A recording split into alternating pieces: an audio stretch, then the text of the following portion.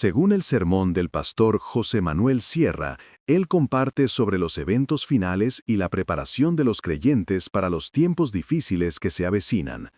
El pastor enfatiza que estamos viviendo una época especial en la historia, donde los signos del fin son más claros que nunca.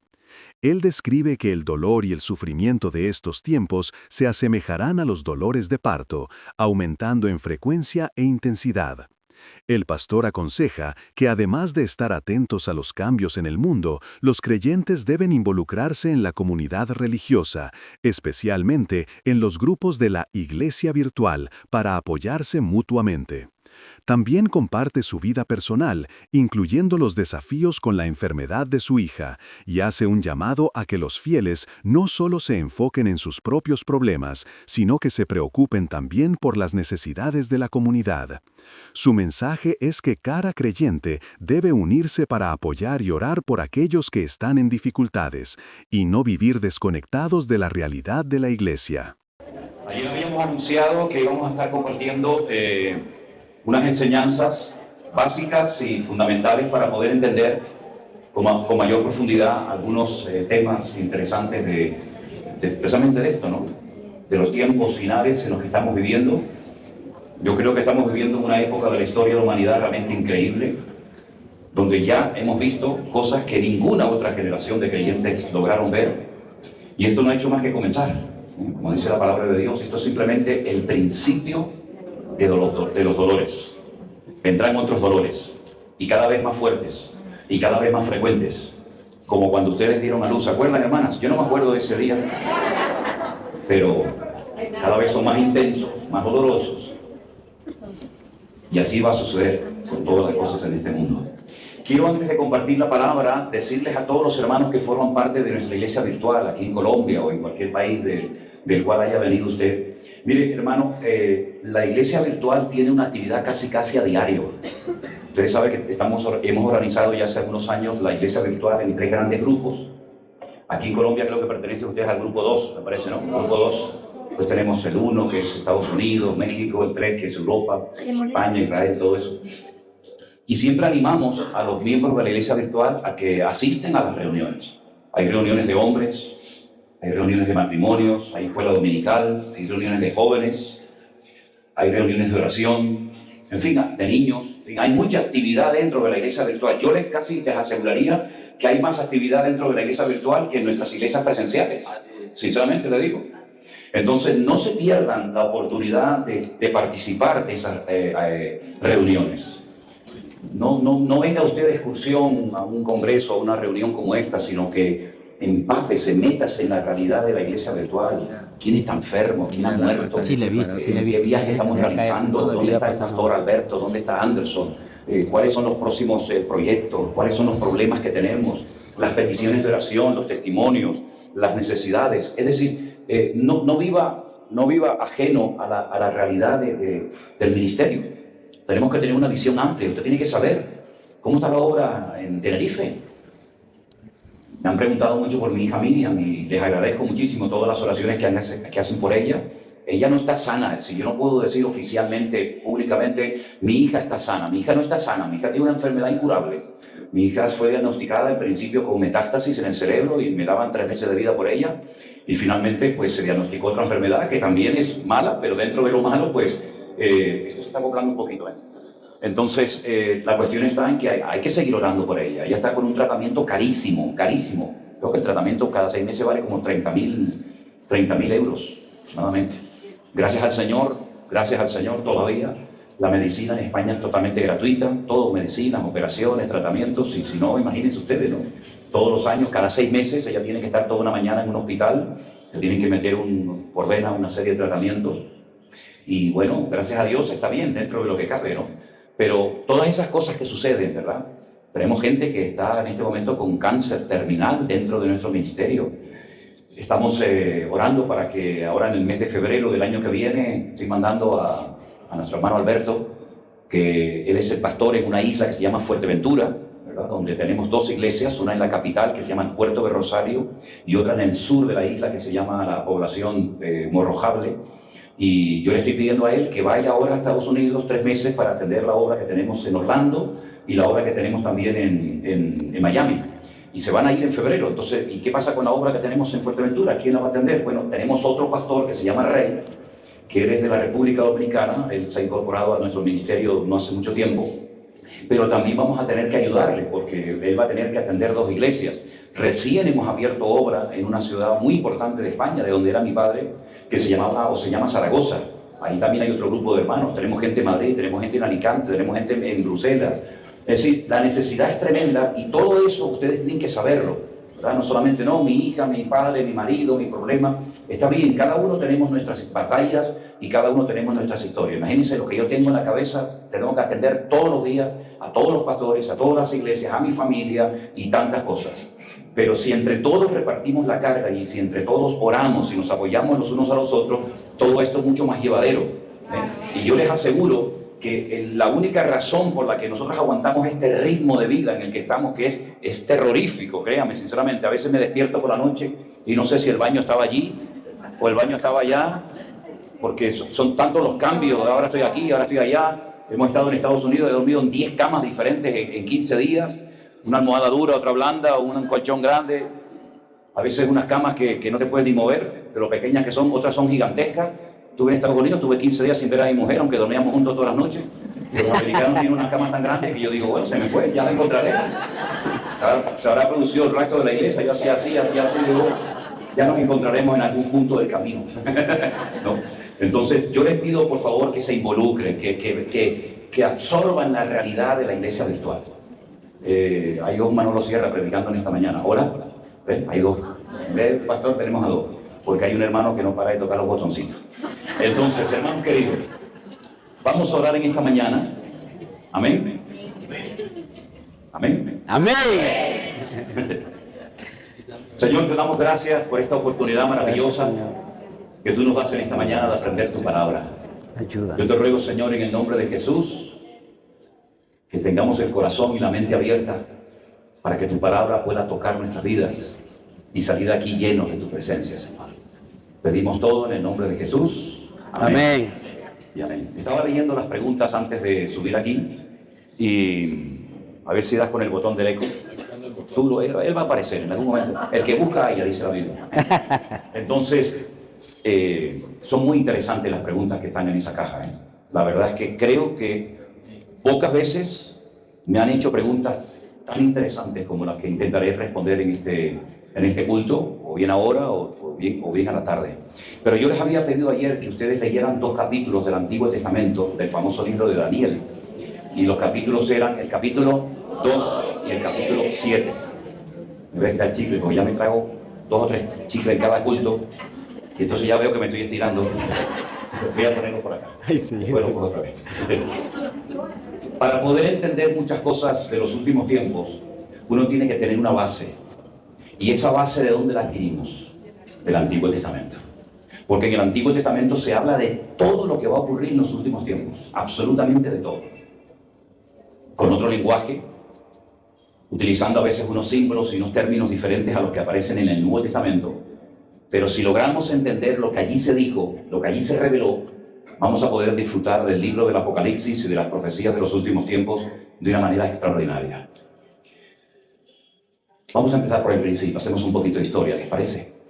Cuando el pueblo de Israel entra en la tierra prometida, a lo largo del camino de la peregrinación desde Egipto hasta Canaán, ellos recibieron lo que se conoce como la Torá o la ley, la revelación de Dios para que su pueblo viviera ordenadamente y supieran lo que tenían que hacer y lo que nunca tenían que practicar. Recibieron nada más y nada menos que 613 mandamientos. Ese número 613 lo están recordando permanentemente porque a donde mires, lo que toques, aparece ese número por todas partes. Por ejemplo, voy a poner un ejemplo, ustedes ya lo saben. Cuando tú te comes una granada, esta fruta tan buena, las semillitas, cuando tú abres y te comes una granada en Israel, y tú la abres por la mitad, si tienes la paciencia de extraer cada uno de sus granitos, vas a contar 613. Todas tienen 613. No hay ninguna que tenga 500, no, todas tienen 613 granos. Para que ellos recuerden que hay 613 mandamientos que hay que cumplir. ¿Qué cosa Por eso el sumo sacerdote en su vestidura llevaba una campanita, una granada, una campanita y una granada, para que él constantemente tuviera en cuenta que la palabra de Dios es muy amplia, mucho más amplia que los famosos 10 mandamientos. Cuando ellos entran a la tierra prometida, las 12 tribus o las 12 familias, cada una recibió una porción de tierra menos una, la tribu sacerdotal. La tribu de Leví no recibió ningún tipo de tierra, porque ellos tenían que servir al Señor. Entonces vivían de las aportaciones económicas, de los diezmos y de las ofrendas del resto de las naciones. Llegó un momento que el pueblo de Israel entra en una nueva etapa de gobierno y fue lo que llamamos la monarquía. El primer rey de Israel no tenía que haber sido nunca nombrado como rey, porque uno de los requisitos que tenía que cumplir el rey de Israel es que tenía que formar parte o ser descendiente de la tribu de Judá. Y él no era de la tribu de Judá. Saúl era de la tribu de Benjamín. Pero él fue nombrado rey y fue un auténtico desastre. Llevó el país a la ruina económica, llevó el país a una crisis interna sin precedentes. Y el Señor preparó a otro siervo suyo, a otro rey, que fue el famoso David. Y después de David vino Salomón. Pero cuando Salomón muere, el reino se divide en norte y sur. Por ahí aparece un tal Jeroboam y Roboam, y los dos se enfrentan, la nación entra en una guerra civil. 10 tribus forman un reino, que lo conocemos como el reino del norte o el reino de Israel, cuya capital va a ser Siquén. Y el reino del sur, formado por 2 tribus, que sería la tribu de Judá y la tribu de Benjamín, cuya capital seguiría siendo Jerusalén. Jeroboam no se le ocurre otra cosa más que construir 2 becerros de oro. Uno lo pone en Dan y otro lo pone en Betel, para que el pueblo no suba 3 veces al año a Jerusalén para adorar al rey. Las tribus del norte, en el año 721 a.C., fueron atacadas por un imperio llamado el Imperio Asirio. Sacó a las 10 tribus del norte de Israel y nunca más hay registro histórico de que esa gente volvió al país. Se habla hoy en día de las famosas tribus perdidas de Israel, que si están por aquí, que si están por allá. Esas tribus como tal nunca volvieron al país. Aproximadamente 135 años después de la destrucción y desaparición de las 10 tribus del norte, el rey Nabucodonosor de Babilonia ataca Jerusalén, ya lo había profetizado Jeremías durante 40 años, y la destruye completamente. Destruye toda la ciudad, se lleva todos los tesoros del templo, menos el arca de la alianza, a Babilonia, y se lleva a miles de personas cautivas a Babilonia. Dentro de ese grupo gigantesco de cautivos viajó Daniel, que era un jovencito de 15, 16, 18, 19 años, junto con otros muchos jóvenes amigos de él. Cuando llegan a Babilonia, tuvo, entre comillas, la suerte de caer en el palacio del rey Nabucodonosor. El rey Nabucodonosor lo primero que hace es intentar por todos los medios habidos y por haber de desprogramar, de quitar todo contacto con el Dios de Israel de la vida de estos muchachos. Les cambia el nombre. Por ejemplo, Daniel es un nombre muy bonito, viene de la tribu de Dan. Dan significa juzgar, él es Daní, es mi juez, Dios es mi juez. Pero ese nombre desaparece y lo llaman Belsasar, hijo del diablo. Le cambian los nombres, comienzan a darle alimentos que ellos no podían comer según la ley de Moisés. Tienen que aprender una nueva cultura, tienen que aprender una nueva lengua que sería el arameo. Y así durante años intentan desprogramarlos, pero dice la Biblia que ellos propusieron en su corazón no contaminarse con nada del rey y lograron mantener su fidelidad y su acercamiento al Señor. Pero este Daniel, sobre todo, fue un instrumento muy utilizado por Dios durante el tiempo que estuvo en Babilonia, que fue hasta que murió, porque él recibía revelaciones, visiones y sueños e interpretación de sueños de otros personajes que tienen mucha relación con lo que nosotros nos va a tocar vivir en estos últimos tiempos. Y por ejemplo, en el capítulo 2, el rey de Babilonia, Nabucodonosor, tiene un sueño y él quiere que se lo interpreten. Pero antes de la interpretación pide algo que era un imposible. Primero cuénteme lo que soñé, para yo saber si realmente me están diciendo la correcta interpretación o se la están inventando. Claro, se asustaron los sátrapas, astrólogos, adivinos de la corte, porque ¿cómo voy a averiguar el sueño que usted tuvo? Dígame el sueño y yo se lo interpreto. Pero él decía, no, primero cuéntame el sueño y después me das la interpretación. Bajo pena de muerte, todos estaban atemorizados, pero dice la Biblia que Daniel pidió tiempo y oró al Señor, y el Señor le reveló el sueño y la interpretación del rey Nabucodonosor. Y usted sabe que lo que soñó el rey Nabucodonosor es que él vio una estatua enorme, gigante, cuya cabeza era de oro, el pecho y los brazos eran de plata, el vientre y los muslos eran de bronce, y las piernas eran de hierro, y algo de barro también entre los dedos de los pies. Y Y cuando él le cuenta el sueño al rey Nabucodonosor, el rey Nabucodonosor se queda sorprendido porque efectivamente eso es lo que él había soñado. Pero ¿y eso qué significa? Y entonces ahora viene la interpretación del sueño y Daniel le dice, la cabeza de oro representa tu imperio. El imperio que en este momento está gobernando sobre las naciones de la tierra. El imperio babilónico, que viene de la palabra Babel, que significa confusión, cuya capital estaba en Nínive, que actualmente ese país sigue existiendo, pero con otro nombre. Porque hay nombres de naciones que hoy en día se siguen llamando exactamente igual que como siempre se llamaron. Por ejemplo, Siria. Siria nunca cambió su nombre, Egipto nunca cambió su nombre, pero Babilonia sí. Babilonia en la actualidad es Irak, pero en aquellos tiempos era Babilonia, donde se intentó construir un zigurat, una especie de observatorio, que era la famosa Torre de Babel, y a través de las constelaciones y de otros asuntos, intentaban acercarse a Dios a su manera. Así que la cabeza de oro representa tu imperio, pero quiero que sepas que este imperio en algún momento va a caer, va a desaparecer, y se levantará otro imperio. Y eso es lo que representa la plata, el imperio de los medos persas. Hay dos brazos, luego son dos, los medos y los persas. Los persas hoy en día existen, pero con otro nombre, y es el país de Irán. Los iraníes son los antiguos persas, y los medos son los famosos kurdos, los que viven en parte de Turquía, en parte de Irán, de Siria, etc. Y es el único pueblo del mundo, que son más de 40 millones de habitantes, que no tienen país, no tienen pueblo. Ellos quieren conquistar el Kurdistán. Ellos están en guerra desde toda la vida. Pero ese imperio también iba a caer. Parte de ese imperio también lo conoció Daniel. Pero claro, ya por cuestiones cronológicas yo no podía conocer el tercer imperio. Que por cierto, la Biblia en el Antiguo Testamento no nos cuenta nada del tercer imperio, que es el que representa el bronce, que es el imperio de Grecia, el famoso Alejandro Magno. Pero ese imperio también cayó. Y cuando vamos al Nuevo Testamento nos encontramos al cuarto imperio, nos encontramos allí a los César de Roma, nos encontramos a Poncio Pilato, gobernador de Judea, nos encontramos a los centuriones, etc. Y es el imperio romano. Y esa es la interpretación de esa imagen, y eso es lo que significa. Los cuatro imperios que a lo largo de la historia tendrían algo que ver directamente con un pueblo llamado el pueblo de Israel. Cada uno tiene una estrategia diferente. Uno destruía el templo, el otro lo financiaba para que lo reconstruyeran. Uno no lo destruía, pero lo profanaba, como por ejemplo los griegos. Y cada uno representa diferentes estrategias de cómo Satanás intenta atacar, destruir y neutralizar al pueblo del Señor. Tiempo más tarde, Daniel como profeta ve el mismo sueño, pero desde otro punto de vista. Él se da cuenta de que esos imperios están representados por animales.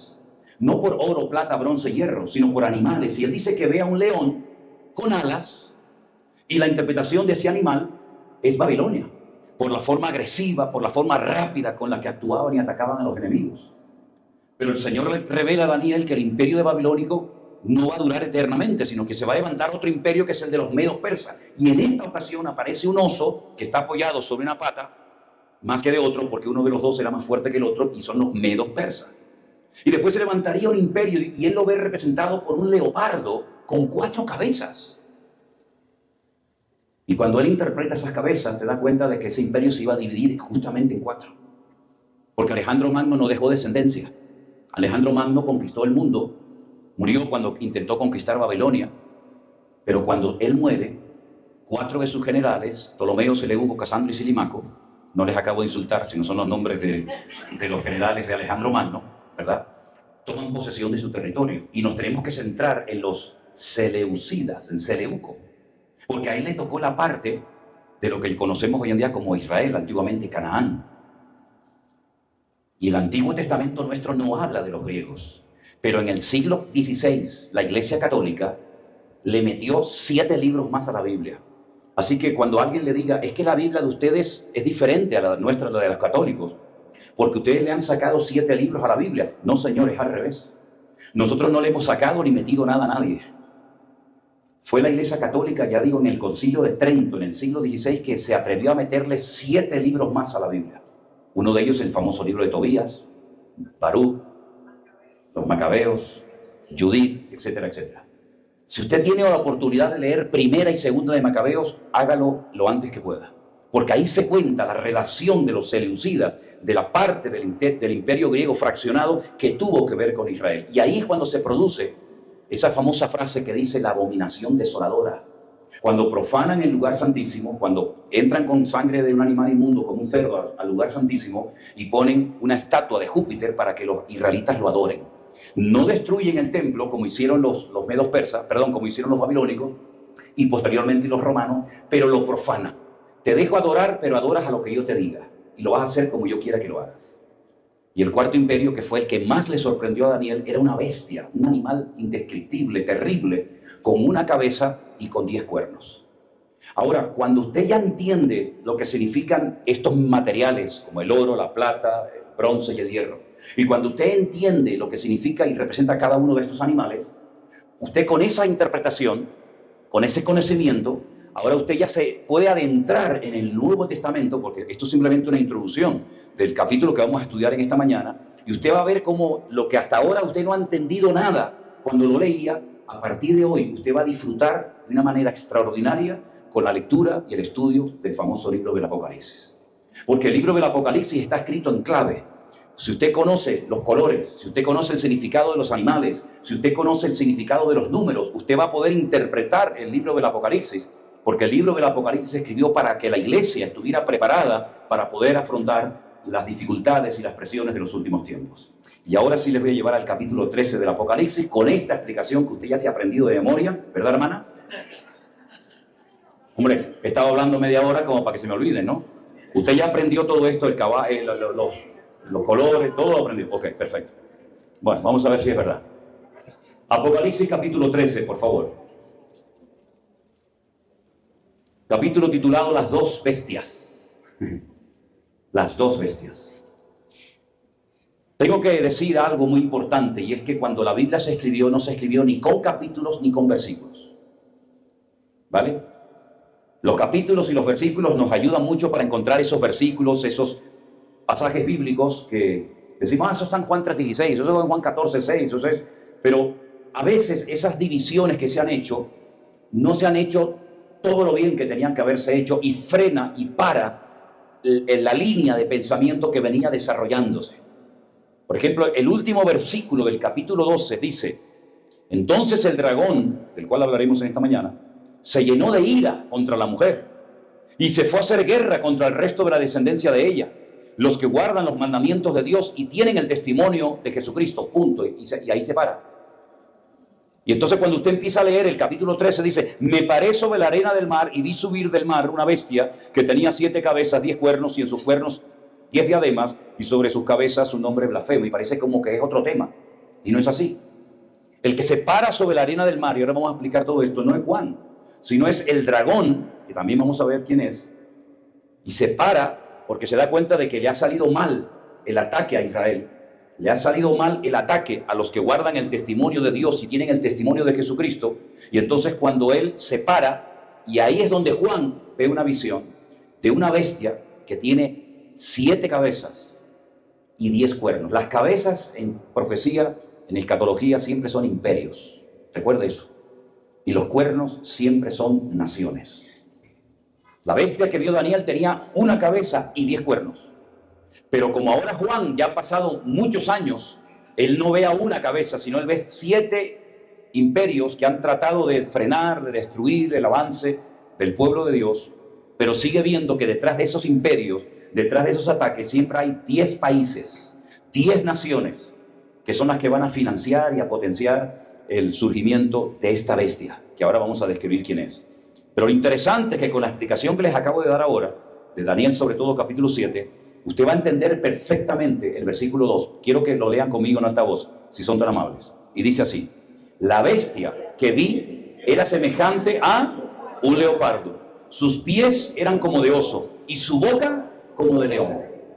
Vamos a quitar el nombre de los animales y vamos a sustituirlos por los países que estos animales representan. ¿Les parece? Vamos allá, empezamos. Y la bestia que vi era semejante a un griego. A un griego. Sus pies eran como un persa. Y cuando hablaba como un babilónico. Se da cuenta como Juan utiliza animales que son los mismos que aparecen en Daniel capítulo 7. Y es que hay una materia, el Señor nos permitió publicar hace ya unos años un libro que lo hemos titulado hermenéutica y homilética. La hermenéutica es la ciencia que nos ayuda a hacer una correcta exégesis, es decir, una correcta interpretación de los textos bíblicos. Usted no puede coger la Biblia e interpretarla a su manera, saltándose las reglas fundamentales para poder interpretar adecuadamente el texto. Una de las reglas de oro de la interpretación bíblica dice que la Biblia se interpreta a sí mismo. Es decir, si usted no entiende Apocalipsis 13:2, y usted no sabe quién es el leopardo, y no sabe quién es el oso, y no sabe quién es el león, usted no puede decir, bueno, a mí me parece, yo siento, hermano, que el leopardo representa a los colombianos. No, porque yo lo siento, hermano. Mira, a mí lo que usted siente me da igual. Aquí no nos movemos ni por emociones, ni por sentimientos, ni a mí me parece. Aquí no entramos en especulaciones ridículas. ¿Qué dice la Biblia acerca del león? ¿Qué dice la Biblia acerca del leopardo? ¿Qué interpretación le da la palabra de Dios al oso? Esa interpretación que se le dio es la misma que usted tiene que mantener para no hacer una doctrina diferente y para no interpretar locamente lo que la palabra de Dios quiere que usted entienda. ¿Se da cuenta? Entonces, por eso es importante tener la base, y la base la arrancamos, la adquirimos del Antiguo Testamento, y usted la aplica, ¿verdad?, en el Nuevo Testamento, y usted va a darse cuenta de que aquí se está hablando de una persona que se llama aquí bestia, pero es un hombre de carne y hueso.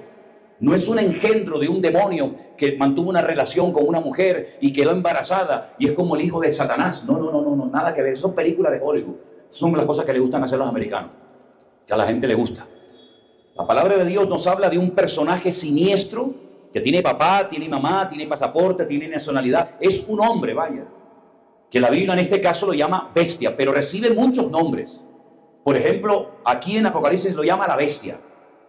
En otro libro, también escrito por Juan, lo llama el anticristo. Y ayer hablamos de lo que significa la palabra Cristo, o Mashiach, o ungido. Pero Pablo nunca se dirige a este personaje como el anticristo. Lo llama con otros títulos diferentes que ya veremos Dios mediante hoy o esta tarde. Porque el nombre habla de la esencia de lo que usted está estudiando o describiendo.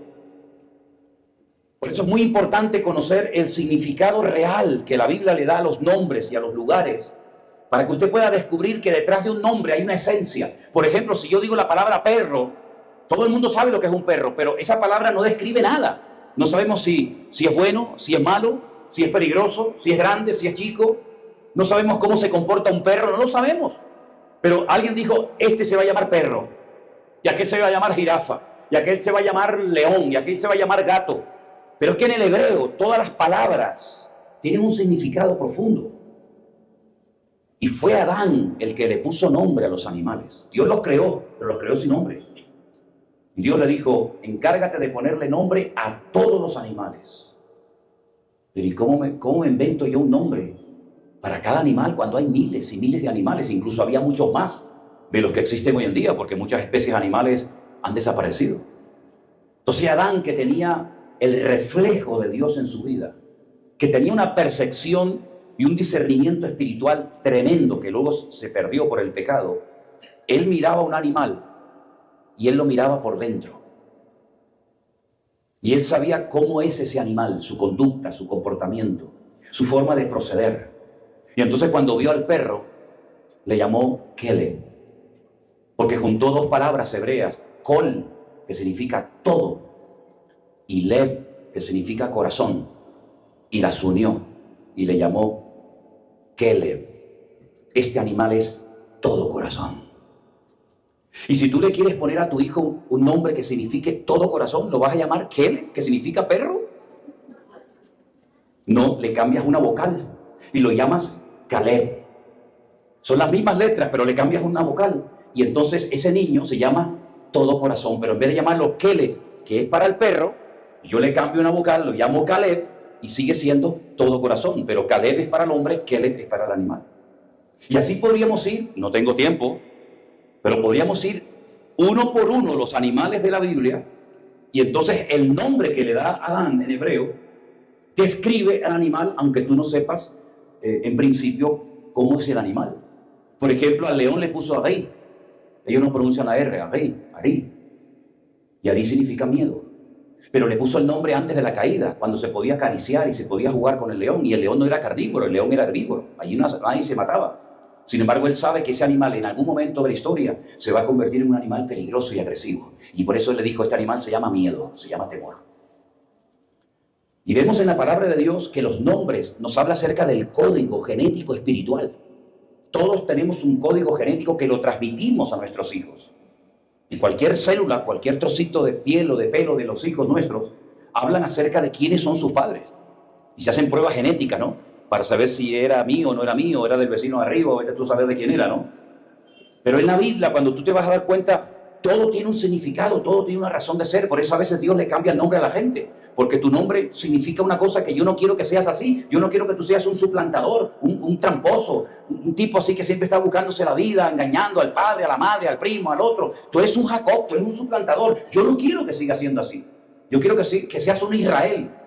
Israel es un nombre que se puede estudiar letra a letra y cada letra tiene un significado. Pero las tres primeras significan Yashar. Yashar significa recto, camina recto. Ya has caminado tiempo torcido en tu vida. Pero camina recto delante de ¿quién? Delante de Él. ¿Y Él quién es en la Biblia? Es Dios.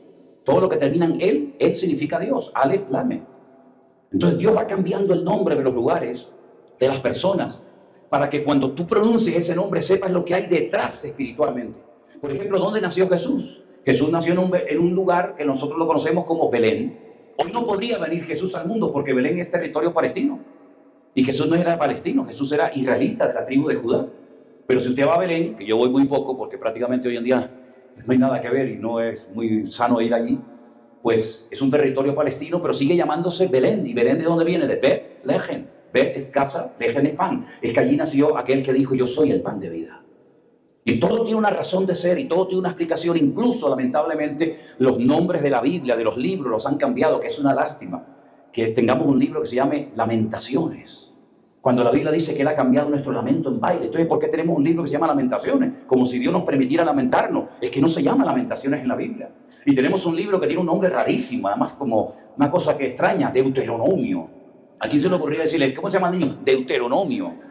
Pero es que no se llama Deuteronomio en la Biblia. Entonces vemos que todo tiene una razón de ser en la palabra de Dios. Y por eso vemos que el anticristo recibe nombres y recibe títulos para que cuando veamos aparecer en la escena mundial a este personaje siniestro, sepamos reconocerlo. Algunos se estarán preguntando, ¿y usted cree que nosotros llegaremos a conocer al anticristo? Yo no sé lo que usted cree. Yo sé lo que yo creo. Y yo sé lo que puedo incluso demostrar con la Biblia. Yo estoy plenamente convencido que lo veremos y lo reconoceremos. Además, tenemos que saber reconocerlo. Y después vamos a ver qué podemos o qué debemos de hacer para reconocer a este personaje siniestro. Pero dice la Biblia que es una mezcla de griegos. ¿Cómo eran los griegos? Los griegos eran muy presumidos. Miren lo que hay aquí. Yo no sé dónde estoy ahora mismo, si estoy a la derecha o a la izquierda, pero aquí enfrente hay un gimnasio que pone arriba 24/7, ¿no? Están todo el día ahí, pim, pam, sube, baja, suda, corre. Nuestra iglesia en Tenerife está rodeada de 7 gimnasios. ¿Y quiénes inventaron los deportes? ¿Quiénes inventaron las olimpiadas? Los griegos. Los griegos eran presumidos, les gustaba la apariencia, pero también eran filósofos. Séneca, Platón, Aristóteles. ¿De dónde viene toda esa cultura de la filosofía? De los griegos.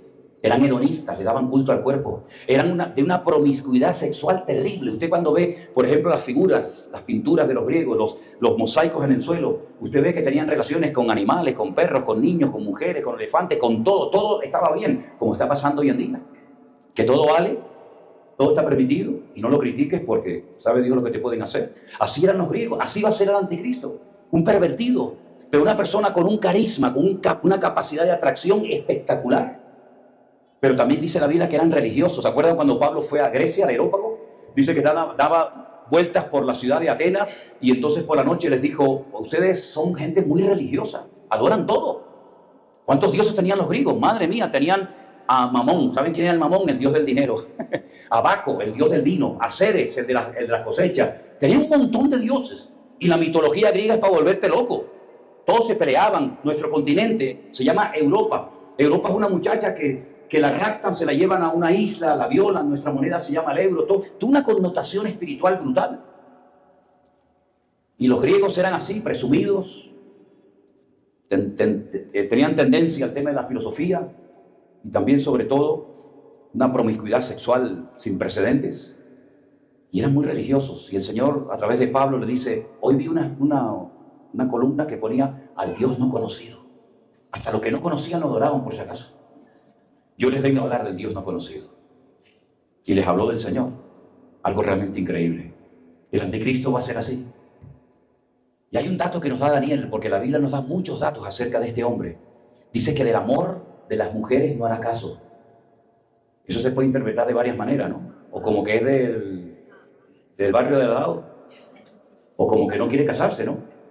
Imitando la vida de Jesús, que no se casó porque él no vino a formar familia, sino él vino a dar su vida en rescate por los demás. Dice que del Dios de sus padres, esos son datos que nos da Daniel de este hombre, dice, del Dios de sus padres no hará caso, lo dejará, lo abandonará. Y entonces dice que adorará al Dios de las fortalezas. Y en el texto original dice Alá Maozim, el Dios de la guerra. Es curioso cómo está creciendo el Islam en todas las naciones de la tierra, ¿no?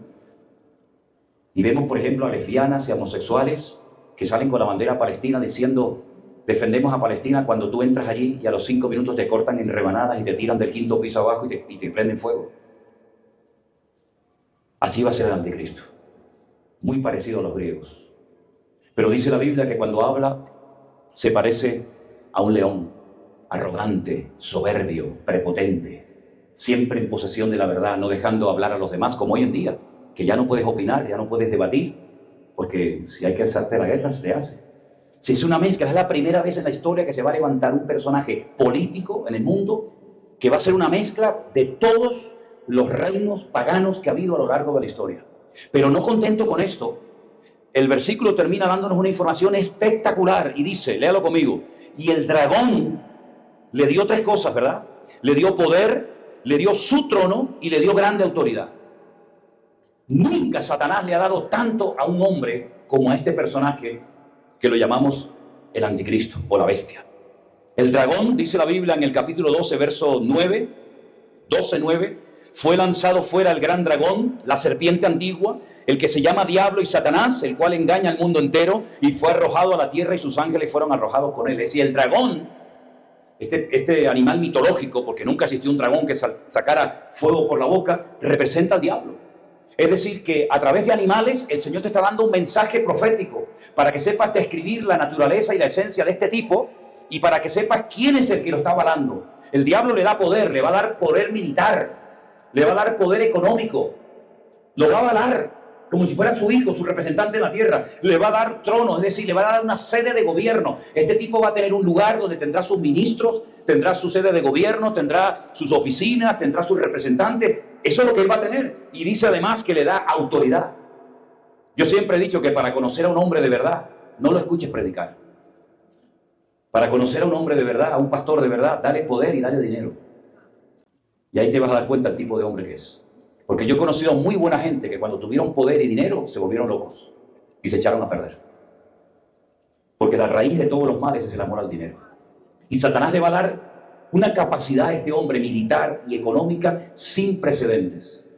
Y repito, el anticristo no es un engendro de un diablo con una mujer, sino que es un personaje político que durante un tiempo, la Biblia dice cuánto tiempo, va a estar gobernando y teniendo una influencia mundial sobre el mundo entero. Nunca antes se había oído tanto la expresión nuevo orden mundial como desde el tiempo de la pandemia a esta parte. De hecho, yo ni sabía que cuando la gente me escribía en los tiempos de la pandemia, yo les preguntaba que cómo habían entrado en contacto con nosotros, me decían que habían oído y habían visto un mensaje que yo había dado hacía 5 o 6 años atrás, que lo titulé en su momento el nuevo orden mundial. Y es que está creándose ya un nuevo orden mundial, en todo, en la economía, en la religión, en las iglesias, en la política. El mundo está cambiando de una forma tremenda y más que va a cambiar. Y sigue diciendo la palabra de Dios, y vi a una de sus cabezas como herida de muerte, pero su herida mortal fue sanada y se maravilló toda la tierra en pos de ella. La Biblia da a entender como que este personaje habrá un momento en su mandato político que van a hacerle un atentado y va a correrse la noticia de que lo han matado. Pero dice la Biblia que su herida fue sanada y toda la tierra se maravilló y entonces adoraron al dragón. ¿Quién era el dragón? El diablo, que era el que le había dado autoridad a la bestia, y adoraron a la bestia diciendo, ¿quién como la bestia? ¿Quién podrá luchar contra ella? También se le dio boca que hablara grandes cosas y blasfemias, y se le dio autoridad para actuar 42 meses. ¿Cuántos son 42 meses? 3 años y medio. La Biblia nos habla de que el desarrollo del libro del Apocalipsis, salvo los primeros capítulos, que son mensajes a iglesias locales que en aquel momento existían. Nosotros, por ejemplo, ahora el año que viene, en el mes de mayo, hemos organizado un viaje con un grupo de hermanos que vamos a recorrer en Turquía las 7 iglesias que habla el libro del Apocalipsis, que hoy en día no existe ninguna de ellas. Porque antiguamente ese país, donde estaban las famosas 7 iglesias del Apocalipsis, Esmirna, Tiatira, Laodicea, Pérgamo, etc., era un bastión del cristianismo tremendo. Pero hoy en día todo ese lugar es musulmán. Y ya estamos hablando de Turquía. Bueno, pues la palabra de Dios nos enseña que este personaje siniestro durante 42 meses tendrá como carta blanca para hacer lo que quiera. Pero el desarrollo total del libro del Apocalipsis se lleva a cabo en 7 años. Y ahora quédese con este dato que a usted le va a ayudar muchísimo para saber dónde estamos en este momento. Por cierto, ¿se acuerdan lo que les dije anoche? Hermanos, les dije, tranquilos, que esta noche no va a venir el Señor. ¿Me equivoqué? ¿Seguimos aquí? Pues déjeme que les diga otra cosa. Hoy tampoco va a venir el Señor. Bueno, si al final nos fuimos, pues ahí arriba cuando nos encontremos me dicen, oiga, usted nos engañó. Pero hoy tampoco va a venir el Señor. Porque el libro de Apocalipsis nos enseña a saber ubicarnos en el tiempo. Y a saber si queda poco, si queda mucho, si se han cumplido estas cosas o no se han cumplido todavía algunas de ellas. El libro del Apocalipsis se desarrolla en un periodo de 7 años, que están perfectamente divididos en 2 grandes grupos, 3 años y medio por un lado y 3 años y medio por otro lado. O esos 3 años y medio, a veces hay gente que los llama 42 meses. Hay otros personajes que lo llaman 1260 días. Y hay otros personajes que hablan de tiempo, tiempos y la mitad de un tiempo. Es lo mismo, pero desde diferentes puntos de vista o diferentes formas de decir exactamente lo mismo. Ahora, cuando usted coge el libro del Apocalipsis, usted se va a dar cuenta que hay un momento en el que la Biblia habla de 7 sellos. En la época de la Biblia no habían libros. Los libros se comenzaron a imprimir en la imprenta de Gutenberg, ¿verdad? Y no existían libros, pero existían pergaminos. Y para que la gente no leyera el contenido del rollo, del pergamino, lo lacraban, lo sellaban con cera. Y cuando usted rompía el sello para poder leer su contenido, ese acto, ese proceso de romper el sello y de abrirlo, se llamaba en griego revelación. Voy a revelar, voy a contar el contenido del libro o del pergamino. Entonces Juan dice que tiene una visión en la isla de Patmos, en el mar Adriático, ahí en Europa, donde él ve un rollo que no tiene 1 ni 2, sino 7 sellos lacrados, ¿verdad? 7 sellos que impiden leer el contenido, hasta que finalmente el Señor lo abre y le dice, yo te voy a contar lo que dice ahí adentro. Y entonces habla de caballos blancos, negros, amarillos, rojos, caballos como que van cambiando de color, que parece más que un caballo un camaleón, ¿no? Y todo eso tiene una razón de ser y todo tiene una explicación. Y la gran tribulación comienza con el caballo blanco de un tipo que lo monta con un arco pero que no tiene flecha. Entonces ya me dirás tú a mí, ¿para qué sirve un arco sin una flecha? No sirve para nada. Pero es como la forma, entre comillas, pacífica, diplomática, como se va a dar a conocer este personaje al mundo. De hecho, su eslogan de campaña, usted sabe que cuando un político se va a presentar a la presidencia o a cualquier cargo de la república o del país, siempre en el póster, en el afiche donde sale, pues siempre hay como un eslogan, ¿no? No sé qué es lo que ponen aquí. Nosotros tenemos ahí, por ejemplo, Centro Evangélico Villanueva, Bogotá, Colombia, entendidos en los tiempos. El anticristo, cuando se presente, su eslogan de campaña va a ser paz y seguridad. Si tenemos en ese momento paz y seguridad, este señor a nosotros no nos sirve, ni lo necesitamos para nada. ¿Por qué viene ofreciendo paz y seguridad? Porque cuando él se presente, el mundo será un auténtico caos. Y no habrá seguridad. Y si no hay seguridad, ¿cómo vamos a tener paz? Tenemos paz cuando nos sentimos seguros en todos los aspectos de la vida, ¿sí o no? Por lo tanto, ese es el lema de campaña del anticristo.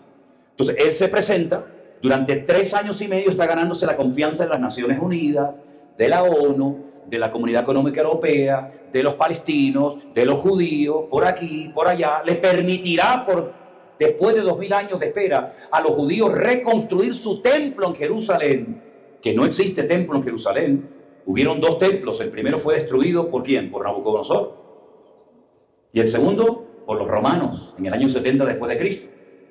Y por eso hay miles y miles y millones de judíos que van vestidos de negro, porque están de luto, porque ellos están orando y clamando para que algún día en el monte Moriah, donde estuvo el templo de Jerusalén, vuelvan otra vez a tener su templo y vuelvan otra vez con el rollo de los sacrificios, etcétera, etcétera. Y el anticristo le va a permitir al pueblo de Israel reconstruir su tercer templo. ¿Pero cómo? Si allí arriba están los árabes, si la explanada de las mezquitas, donde está el domo de la roca, y al lado de la mezquita de Al-Aqsa, donde están los mártires de Al-Aqsa, los hombres bomba, que se preparan para actuar en cualquier momento, ¿cómo le van a permitir a esa gente subir a los judíos a construir su templo? Bueno, lo que es imposible para los hombres, el Señor lo va a permitir por algún motivo, ¿no? Y ese templo va a ser reconstruido en la primera parte de la gran tribulación. Y nosotros sabemos, antes de que lo construyan, lo que le va a pasar a ese templo. Porque toda esa información nos la da la Biblia, porque la Biblia es el periódico de mañana. ¿Cuántos dicen amén? Amén. Por eso dice la Biblia que a nosotros estas cosas no nos van a sorprender como ladrón en la noche. ¿A quién sorprende el ladrón? Al que está dormido, al que está distraído, al que no puso la alarma, al que no cerró bien la puerta. Pero al que está velando y orando, no le va a sorprender, porque para el mundo vendrá como ladrón en la noche, pero para nosotros vendrá como Rey de Reyes y Señor de los Señores. ¿Cuántos dicen amén? Amén, así es. Así que mi hermano, empieza la gran tribulación, empiezan los sellos. Usted lee lo que pasa cuando se abre el primer sello, ahí está en la Biblia, solamente es cuestión de leerlo. Y el segundo, el tercero, la hiperinflación mundial. Para ponerle un ejemplo, dice la Biblia que en esos tiempos, que están cerca, no están muy lejos, una barra de pan, por cierto, hay una panadería aquí enfrente que tiene unos panes, hermano. Yo cada vez que paso se me cae la baba, porque yo soy muy panero, me gusta. Ahora no me empiecen a regalar panes, porque ya sé que cuando digo algo empiezan y me van a llenar la habitación de panes. No se preocupe, tranquilo. Una barra de pan tendrá que trabajar un hombre todo un día para poder comprarla. Eso en términos modernos es una hiperinflación galopante terrible. Bueno, los argentinos son expertos en esto, ¿no? Pero trabajar yo todo un día, 10, 8, 9, 12 horas, para al final del día poder comprarme solamente una barra de pan para poder llevar a mi familia. Eso es lo que dice la Biblia. Por eso estos que te predican de que el mundo se va a mejorar, de que todo vamos a hacer, no olvídense de eso, eso es mentira, eso es un cuento chino. Esto va al garete, esto está, hermano, a punto de saltar por los aires. Todo está como dormido, como con algodones. La palabra de Dios dice que habrá guerras y rumores de guerra, lo leímos anoche en Mateo 24, habrá terremotos, habrá pestes, y habrá tantas catástrofes al mismo tiempo en tantos lugares. Por cierto, anoche hubo un terremoto de 7,5 en Filipinas. Vete tú a saber si nos cae una breva de estas a nosotros mientras estamos aquí predicando en estos días, yo qué sé. Pero lo que está bien claro es que la tierra nos está dando señales. Ya que no leen la Biblia, no quieres leer la Biblia, yo te voy a hablar a través de un volcán. Y te voy a hablar a través de un tsunami. No quieres leer la Biblia, te voy a hablar a través de un terremoto. Entonces Dios está hablando. Pasa que la gente, o algunos no quieren oír, o algunos oyen, pero no les interesa poner en práctica la palabra de Dios. Terminan los 7 sellos, 7 catástrofes terribles, y empiezan las 7 trompetas. Todo eso en los primeros 3 años y medio. Primera trompeta, ¿qué pasa en la primera trompeta? Léalo en la Biblia, ahí está. Segunda trompeta, tercera trompeta, y entonces resulta, quiero que vengan conmigo un segundito. Primera de Corintios capítulo 15. Pablo fundó esta iglesia, estuvo en ella un año aproximadamente, y le escribe una carta, y en el capítulo 15, vamos a leer en esta mañana unos versículos impresionantes, espectaculares. Capítulo 15, versos 51 y 52, donde Pablo dice lo siguiente. Repito, 1 Corintios 15, para los que estén tomando nota, versículos 51 y 52. He aquí os digo un misterio. Definamos la palabra misterio. Misterio es un secreto no revelado anteriormente. Es decir, te voy a contar un secreto. No te lo contó ni Daniel, ni Malaquías, ni Sofonía, ni nadie. Yo te voy a revelar un secreto. Te voy a contar algo que nunca nadie te ha escrito o te ha dicho. No todos vamos a morir, Así lo dice clarito Pablo. No todos vamos a dormir, pero todos seremos transformados. La palabra transformado en griego es la palabra metamorfosis. Es el proceso de pasar de gusano a mariposa.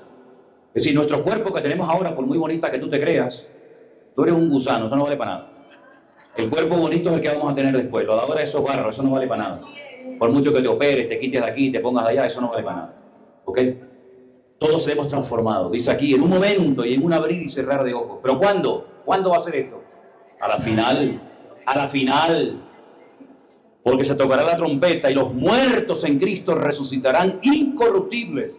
y nosotros seremos transformados. ¿Cuándo se produce esta resurrección? ¿Y cuándo se produce esta transformación? Yo te lo estoy diciendo.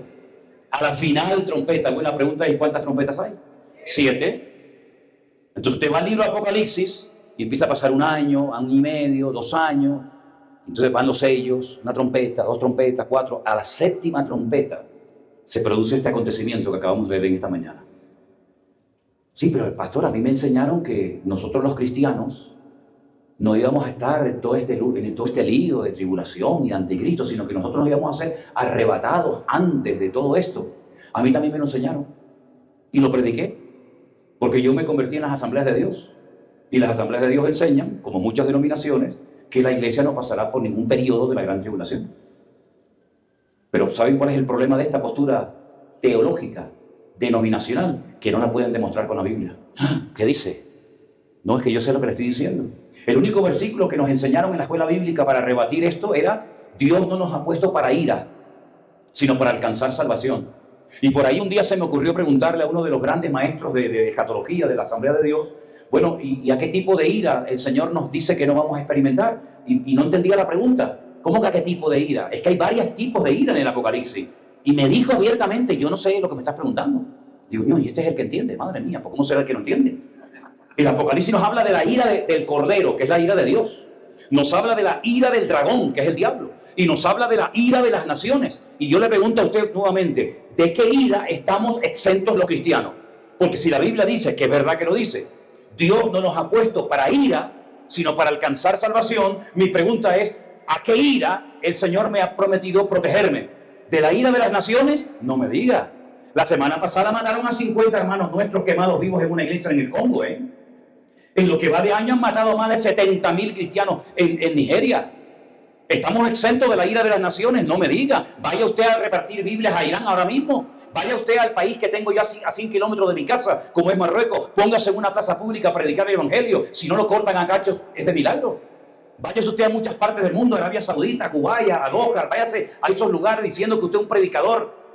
Usted no está exento de la ira de las naciones. Las naciones nos han masacrado y perseguido durante los últimos 2000 años, mi hermano. Desde el siglo I hasta el día de hoy, los cristianos hemos sido odiados, perseguidos, maltratados, torturados por la causa del evangelio. El diablo tiene una rabia en contra de la estabilidad familiar. El diablo no quiere que siga siendo fiel al Señor. El diablo se ha ensañado muchísimas veces con familias enteras, con países enteros hermosos. Los ha destruido. De la única ira que estamos exentos, de la ira de nuestro Dios. Porque Dios no está enfadado con nosotros. Él es nuestro Padre. Y si vosotros, siendo malos, sabéis dar buenas dádivas a vuestros hijos, de tal manera que si tu hijo te pide un pan, tú no le darás una piedra. O si te pide algo de comida, no le darás una serpiente, un escorpión. ¿Cuánto más mi Padre Celestial os dará las cosas que ustedes necesitan? Dios no está enfadado con nosotros. Dios nos ama, Dios es nuestro Padre. Él es mi amparo, mi fortaleza. Aunque un ejército acampe contra mí, no temerá mi corazón, porque Él es mi luz y mi salvación. Esa es la ira de la que estamos exentos, pero no de las otras. No de las otras. Vaya usted a una manifestación, que aquí ustedes tienen mucha experiencia de esto, apoyando a Palestina. Vaya ahí, hable de Cristo, hable de Israel, hable de Jerusalén, hable de que el Mesías viene y va a estar viviendo en Jerusalén. A ver lo que le hacen. Ahí se le va todo el valor cristiano, ¿verdad? Hermanos queridos, el mundo está loco. Vaya usted a Europa, vaya usted ahora, por ejemplo, a España, vaya a Inglaterra, vaya a Francia, vaya a Italia y diga cualquier cosa en contra de la opinión de todo el mundo, que van como borregos, ¿verdad? Y todos tienen como un mismo tema. La palabra de Dios nos dice que Él nos va a guardar y a proteger. Pero ¿cuántos hermanos nuestros han dado su vida por la causa de Cristo? ¿Es que no tenían fe? ¿Es que eran menos espirituales que nosotros? Yo una vez le dije a una iglesia, digo, ¿saben por qué el diablo no nos persigue a nosotros en este país? Porque ya entre nosotros nos matamos, no hace falta que venga el diablo a hacernos daño. Ya entre nosotros nos matamos unos a otros. Pero esos hermanos nuestros tienen un acercamiento al Señor. Le pregunté hace poco a un hermano que vino de la China, le dije, oye, ¿cómo está la obra allí? Me dice, ¿sabes una cosa? Allí está prohibido hablar en público de Daniel, de Apocalipsis, de todas estas cosas. Está prohibido, no se puede hablar de esto. No se le puede dar un rayo de esperanza a la población. Hablamos en las casas del Apocalipsis y todo eso, pero en las iglesias está prohibido. Pero saben, ustedes se saludan siempre, hola hermano, ¿qué tal? ¿Cómo estás? Dios te bendiga, bendiciones, la paz del Señor. Eso en China no existe, eso no se usa así. ¿Cómo se saluda a la gente allí?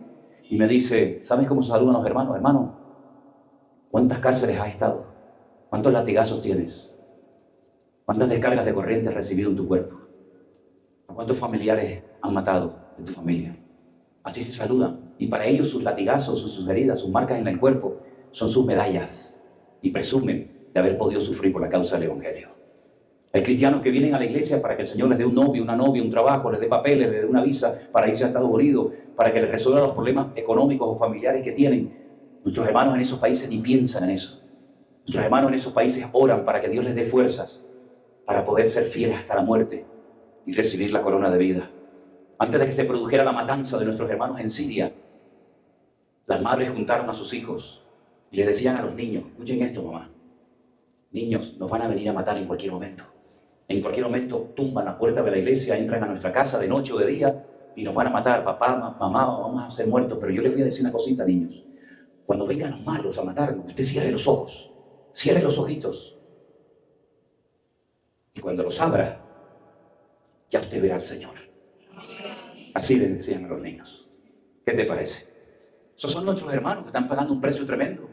Muy fácil estar aquí con estas vistas, aquí en Colombia, ¿verdad? Qué bonito, Bogotá. Sí, muy bonito. Pero la vida cristiana para muchos hermanos nuestros en muchas partes del mundo es muy dura, es muy difícil, ¿verdad? Así que todo esto se avecina y dice que este personaje estará durante los últimos 3 años y medio en las copas de la ira, haciendo cosas terribles. Ahora la pregunta es, ¿y este hombre realmente será tan admirado y seguido por las naciones? Pues sí lo va a hacer, pero fíjese lo que pasa aquí. Estamos en capítulo 13. Se le dio boca para que hablara grandes cosas y blasfemias y se le dio autoridad para actuar 3 años y medio, 42 meses. Abrió su boca en blasfemias contra Dios para blasfemar de su nombre, de su tabernáculo y de los que moran en el cielo. Se le permitió hacer guerra contra los santos y vencerlos. También se le dio autoridad sobre toda tribu, pueblo, lengua y nación. Por si tenía alguna duda, ahí está el nivel de repercusión que tendrá. Tribus, pueblos, lenguas, naciones. La adoraron todos los moradores de la tierra cuyos nombres no estaban escritos en el libro de la vida del Cordero, que fue inmolado del principio del mundo. Si alguno tiene oído, oiga. A partir del versículo, el versículo 10 en adelante, se habla ahora de otro personaje del cual hablaremos en un momentito. Ahora vamos a dar lugar para algunas preguntas, pero escúcheme una cosa. Hay 2 personajes que van a aparecer en los últimos tiempos con una influencia mundial sin precedente. Uno es el anticristo y otro es el falso profeta, ¿vale? Son 2 personajes diferentes. Uno se va a encargar de los aspectos políticos y económicos del mundo y otro se va a encargar de los aspectos religiosos o, entre comillas, espirituales, temas de religiones, sectas, etcétera, etcétera. Estos 2 personajes van a hacer como una especie de asociación, se van a unir, van a trabajar de la mano el uno con el otro durante un tiempo y la Biblia nos da datos interesantísimos acerca también del segundo personaje, que se llama el falso profeta. Vamos a hacer un alto en el camino y si me permiten voy a responder un par de preguntitas y seguimos adelante. ¿Les parece, hermanos? Pastor, en el libro de Génesis, la Biblia dice que Dios creó los cielos y la tierra, pero dice que estaba desordenada y vacía. La pregunta es, ¿el desorden era el resultado de la guerra espiritual que se dio en ella? Mire, esa pregunta a mí me daría pie para estar semanas hablando de ella. Porque yo estuve 3 meses a título personal estudiando Génesis 1.1, Génesis 1.2. 3 meses estudiando. Y todavía podría estudiar mucho más tiempo. Porque una de las particularidades o características del idioma bíblico, del hebreo, es que hay palabras que usted las puede estudiar de derecha a izquierda con un significado y de izquierda a derecha con otro significado completamente diferente. Usted puede además estudiar muchas palabras por letra, cosa que en español no se puede hacer. Si yo le digo, vamos a estudiar la palabra casa, vamos a hacer un estudio de la letra C. ¿Qué digo de la letra C? ¿Que es así? ¿No? ¿Qué le digo? Sin embargo, en hebreo se pueden estudiar muchas palabras y muchos temas letra a letra, lo cual nos haría falta 10.000 vidas para poder terminar de leer un capítulo y estudiarlo en profundidad. Imagínense, ¿no? Cuando la Biblia dice que Dios en un principio creó, fíjense, el texto en hebreo dice, escúchenlo, Bereshit bara Elohim et hashamayim ve'et haaretz. Bereshit bara Elohim. El primer nombre que aparece en la Biblia que hace referencia a la creación es Elohim. Nosotros tenemos un idioma que es una bomba lo que tenemos en nuestras manos. Yo lo estaba pensando en estos días aquí en la habitación en Colombia y decía, Dios mío, no somos conscientes del poder que tiene nuestro idioma.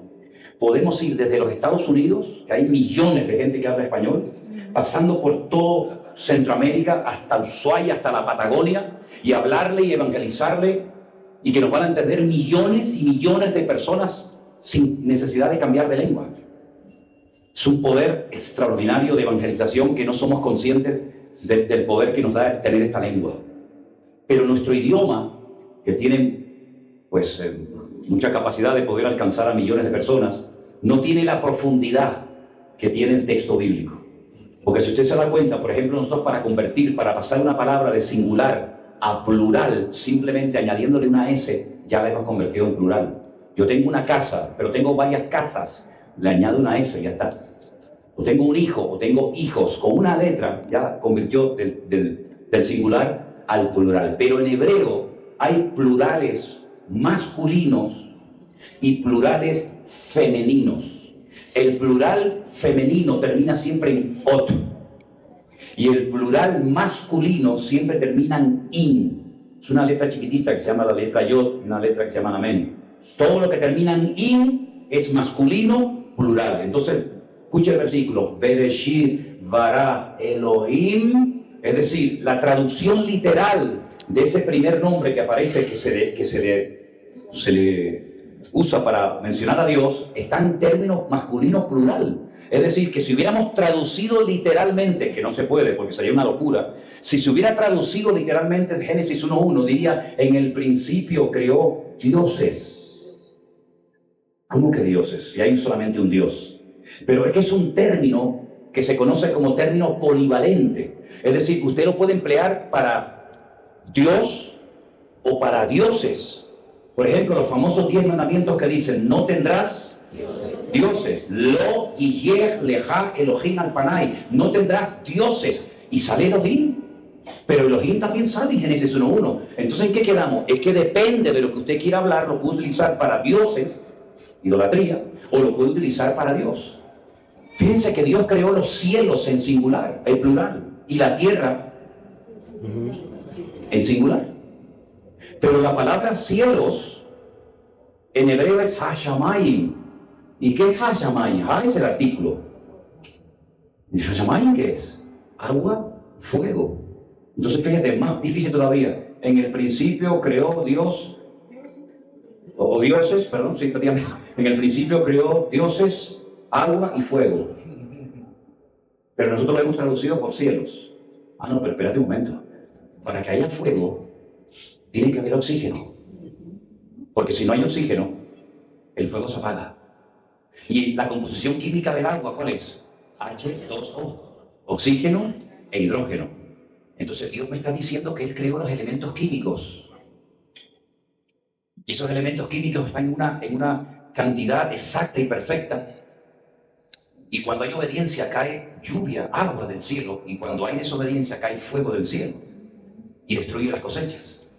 Entonces, ese desorden que se produce, la primera vez que se tradujo el cura español de Sevilla, que tradujo la primera vez del hebreo al castellano antiguo, la Biblia, él no tradujo el versículo diciendo desordenada y vacía, porque eso es una incongruencia total y absoluta. Si usted se para a pensar, ¿cómo va a estar desordenada si está vacía? Si entráramos a este salón en esta mañana y no hay nada, ni sillas, ni púlpito, ni guitarra, ni nada, está vacío, la pregunta es, ¿está ordenado o está desordenado? Está vacío, hermano. Pero entonces, ¿cómo dice su Biblia que la tierra estaba vacía y desordenada? ¿Cómo está desordenada? Es que no dice eso en el hebreo. Dice tohu babohu. Y son palabras que no tienen una traducción literal al castellano. Entonces, ¿qué hizo el cura español cuando tradujo la Biblia? Dijo, la tierra estaba desadornada, sin adornos. ¿Cuáles son los adornos? El sol, la luna, los pajaritos, ¿verdad? Sin adornos y vacía, que es otra cosa completamente diferente. Entonces, es un capítulo muy profundo, ¿verdad? Mira, ahora hay obediencia, estamos cantando y alabando a Dios que hay lluvia del cielo. Amén. Si nos volcáramos mal, caería fuego. Entonces, es un pasaje muy interesante, pero ese desorden, ese caos, no era en toda la tierra, sino era en la faz del abismo. La palabra faz es cara, es como las dos caras de la moneda. En una parte de la tierra había caos y desorden, y en otra parte había orden donde se movía el Espíritu de Dios, porque Dios es un Dios de orden. Amén. Bueno, vamos a avanzar porque si no es muy largo esto. Dime. Siguiente pregunta. La paz entre Gaza e Israel, de Strong, ¿es la paz que nos habla la Biblia? ¿Ha empezado el tiempo de la tribulación? La tribulación no ha empezado porque la tribulación empieza cuando se desata el primer sello de Apocalipsis capítulo 6, que lo hemos dicho en esta mañana recién. Esta es una paz que va a durar nada.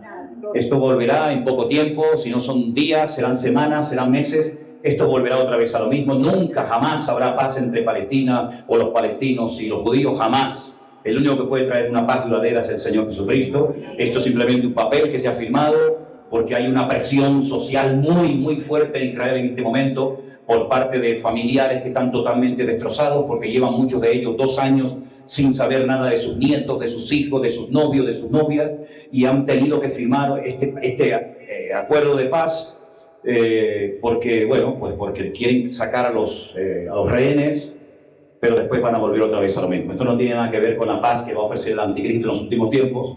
Yo no creo en esta paz. Esto es simplemente un negocio que se ha hecho temporalmente y que va a durar muy poco tiempo, y ustedes van a ver que otra vez misiles, otra vez cohetes, otra vez invaden, Esto va a ser el cuento de nunca acabar. Solamente el Señor lo puede arreglar. Así de claro. Estas 2 preguntas de la hermana María Isabel y Edith. Dice la primera: tengo entendido que en el milenio habrá pecado. ¿La iglesia pecará? No, la iglesia no va a pecar porque la iglesia cuando esté en el milenio es lo que al final de la gran tribulación se produce el milenio, que es el gobierno de Cristo desde la ciudad de Jerusalén, de la cual si quieren después hablamos un poco, y la iglesia no va a estar pecando. La iglesia cuando sea arrebatada y esté con el Señor ya no va a haber ningún tipo de pecado, ni mucho menos. Lo que sí van a haber son millones y millones de inconversos que salieron con vida de la batalla de Armagedón y de la gran tribulación y van a entrar en el milenio. Satanás va a estar atado durante 1000 años, y ese es el motivo por el que no pecan. Pero en el momento en el que Satanás es suelto, la Biblia dice que otra vez quieren intentar hacer otra vez la guerra contra el Señor y contra su pueblo, ¿no? Pero la iglesia no va a pecar una vez que sea arrebatada por el Señor. De hecho, la iglesia no tiene por qué estar pecando tampoco ahora. No tenemos que esperar al milenio para no pecar. La Biblia dice que el que practica el pecado no ha conocido al Señor. Podemos pecar esporádicamente sin querer, pero el que practica el pecado llamándose cristiano, ese no es cristiano ni nada. La siguiente pregunta, La siguiente pregunta era: cuando la iglesia sea arrebatada, ¿el Espíritu Santo se va? No, para nada. La iglesia no tiene el monopolio del Espíritu Santo. El Espíritu Santo estaba en el mundo mucho antes de que existiera la iglesia, mucho antes de que existiera Adán y Eva. De hecho, lo dice Génesis 1:1, ¿no? En el principio creó Dios los cielos y la tierra estaba desordenada así, el Espíritu de Jehová se movía sobre la faz de las aguas. Ahí no había iglesia, ahí no había Israel, ahí no había nada, porque el Espíritu de Dios, ¿quién es? Es Dios. Pero ¿cómo Dios se va a ir cuando la iglesia se vaya? Como si la iglesia fuera el recipiente, ¿no? La caja que reserva Dios. En ningún momento. Eso me enseñaron a mí, por cierto, cuando estaba en esa denominación, que cuando la iglesia se vaya, se va el Espíritu Santo. Pero no lo pueden demostrar bíblicamente. Y yo soy una persona que insisto muchísimo en decir que toda declaración, toda enseñanza que se dé desde un púlpito tiene que ir sí o sí avalada y respaldada por la Escritura. Yo no puedo venir aquí arriba y decir una serie de tonterías porque soy el pastor José Manuel Sierra y todo el mundo amén. No, nosotros no nos movemos de esa manera. Usted tiene que comprobar y discernir si lo que estamos enseñando coincide con la palabra de Dios. Yo no puedo demostrar, y yo he leído la Biblia y creo que de Biblia hace un poquito, ¿no? Yo no puedo demostrar con la palabra de Dios en la mano que cuando la iglesia, los cristianos sean arrebatados del planeta Tierra, el Espíritu Santo se va con ellos. Es que no hay ni un versículo que lo diga. Por lo tanto, ¿por qué se ha enseñado? Hay tantas cosas que se han enseñado y se siguen enseñando que no están en la Biblia y la gente las cree. ¿Por qué? Porque la gente repite las cosas como los loros. Los loros repiten lo que le han enseñado. No, es que la iglesia no sé qué, no, es que el anticristo no sé cuánto, es que es la gran tribulación. Pero usted lo ha leído, lo puede comprobar, lo puede demostrar. No, entonces ¿por qué lo dice? No, es que en mi iglesia, hermano, en mi denominación creemos esto. Y no será cuestión de que la denominación se tiene que adaptar a la Biblia y no pretender que la Biblia se adapte a su iglesia. Porque claro, si usted enseña las cosas como los loros y no las puede demostrar bíblicamente, ¿con qué credibilidad, con qué autoridad está predicando usted en este día la palabra de Dios? ¿Se da cuenta? Ok, después respondemos a más preguntas. Permítame decirles que... ¿Cuánto tiempo tenemos? ¿2 notas? Tenemos todavía... Bueno, miren, vamos al capítulo 13, ¿vale? Esto ha sido simplemente un paréntesis. ¿Queda claro, hermanos? Quiero preguntarles, ¿queda claro que el anticristo no es un engendro del diablo con una mujer, sino es un hombre de carne y hueso? ¿Queda claro? Ok. En el mismo capítulo 13 se habla ahora de otro personaje, de otra bestia, y las características son las siguientes. Capítulo 13, verso 11. Después vi otra bestia que subía de la tierra y tenía 2 cuernos semejantes a los de un cordero. Ay, amigo, pero cuando hablaba como un demonio. Se te cae. Es decir, una cosa es la apariencia y otra cosa es la realidad. Y dice la Biblia que de la abundancia del corazón habla la boca. Parece un cordero, pero cuando abre la boca Me estaba agitando. es un ya por demonio. el calor que hace. Ejerce toda la autoridad de la primera bestia en presencia de ella y hace que la tierra y los moradores de ella adoren a la primera bestia cuya herida mortal fue Parecía sanada. que me iba a caer. Versículo 13. También hace grandes señales de tal manera que aún hace descender fuego del cielo a la tierra delante de los hombres y engaña a los moradores de la tierra con las señales que se le ha permitido hacer en presencia de la bestia, mandando a los moradores de la tierra que le hagan imagen a la bestia que tiene la herida de espada y vivió. Y se le permitió infundir aliento a la imagen de la bestia. Aquí entramos ya en lo que es la inteligencia artificial y todas estas cosas que se están inventando últimamente. Por cierto, ahora está circulando por ahí algunas predicaciones mías, que no son mías, ni soy yo, de inteligencia artificial, que ya me podrían hacer un poquito más guapo, porque la verdad es que cuando me invitan en inteligencia artificial salgo como medio tonto, ¿no? Pero bueno, tampoco es que sea una gran belleza, pero bueno, por lo menos respete lo que hay. Dice, se le permitió infundir aliento a la imagen de la bestia para que la imagen hablase y hiciese matar a todo el que no la adorase.